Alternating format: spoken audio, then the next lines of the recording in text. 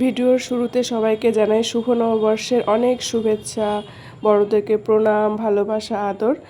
আমি এই নীল পুজোর দিন আমার প্রথম ট্রেন জার্নি করে চলে গেছিলাম বগুলা, আমার দিদুন বাড়ি, মানে আমার মায়ের গ্রামের বাড়িতে চলে গিয়েছিলাম ট্রেনে করে। এই দেখো আমি ট্রেনে বাদর হয়ে গিয়েছি, বাদরের মতো ঝুলে রয়েছি। দিদুন আমাকে নামানোর চেষ্টা করছে, কিন্তু আমি কিছুতেই নামছিলাম না, কারণ আমার খুব ভালো লাগছিল।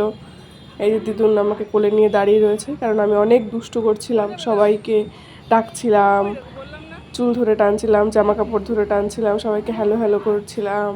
সবাই আমাকে অনেক আদর করে দিয়েছিল ট্রেনের মধ্যে, আমার খুব ভালো লেগেছে। আমি চেষ্টা করছিলাম ওটা ধরার, কিন্তু আমি ধরতেই পারছিলাম না, কারণ আমি অনেক ছোট, তাই দিদুন আমাকে কোলে নিয়ে ওটা ধরে দেওয়ার চেষ্টা করছিল। এই দেখো আমি সিটে বসেছি। এটা আমার জীবনের প্রথম ট্রেন জার্নি ছিল।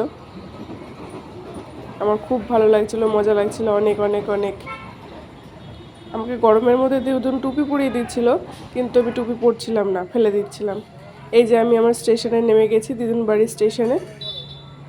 আমি দিদিনের কোলে রয়েছি, ট্রেন চলে যাচ্ছে। মা বলছিল বারবার সবাইকে টাটা দিতে, কিন্তু আমি ট্রেনটা দেখতেই ব্যস্ত ছিলাম, আর অনেক রোদ ছিল, তো আমি তাকাতেই পারছিলাম না। এই যে আমি সবাইকে টাটা দিয়ে দিয়েছি ট্রেনের। সবার জার্নি শুভ হোক। টাটা, তোমাদের সবাইকেও আবার শুভ নববর্ষ জানাই।